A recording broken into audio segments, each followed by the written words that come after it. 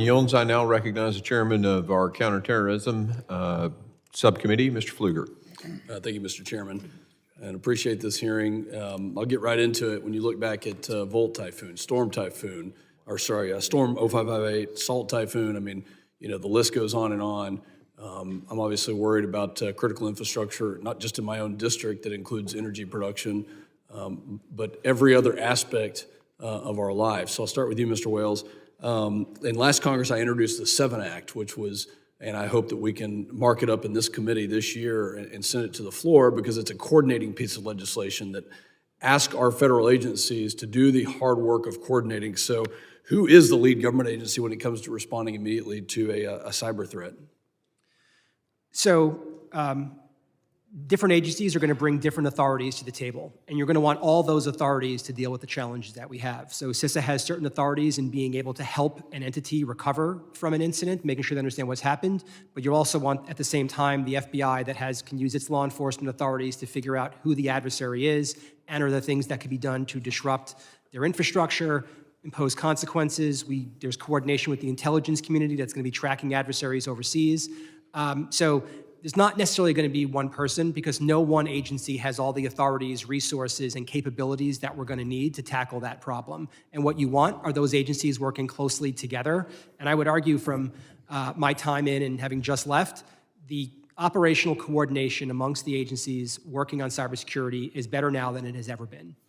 Ms. Walden, how would you grade the response to, let's just say, Salt Typhoon to the cyber attack? And because I'm going to pull this thread just a little bit, that there's no single agency that's in charge. There's a lot of stakeholders, but how was our response to Salt Typhoon? Well, sir, I think the response to Salt Typhoon was adequate and appropriate. I was not in government as part of the apparatus at the time that Salt Typhoon was discovered, but I do think it was adequate and appropriate. Admiral Montgomery, good to see you. Let's go on that. How was our response? What could be better? And do we need a lead agency to help coordinate? So hearing those answers, you know, as a 35 years in the military, I kind of learned you need one leader. One agency needs to be in charge. I've never seen a military organization work with 2 leaders in charge. So the right answer is CISA. I think we have to create that condition. Look, do I think other people contribute to it? The Sector Risk Management Agency that's responsible for that industry, sure. But in the end, there can be only one.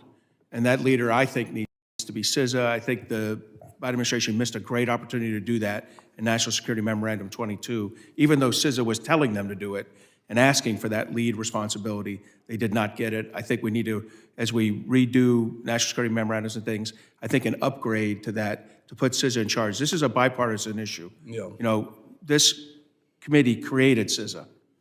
You need CISA to be that leader on the Hill.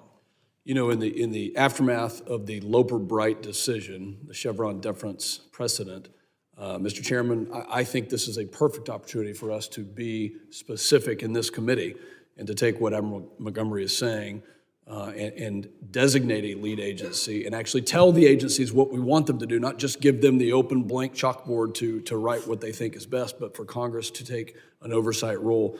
In your written testimony, Admiral Montgomery, you used the term lying in wait when you were referring to the Volt Typhoon attack. Who is lying in wait now, and what is the next attack that keeps you up at night? And then, Mr. Myers, I want you to comment on the same thing.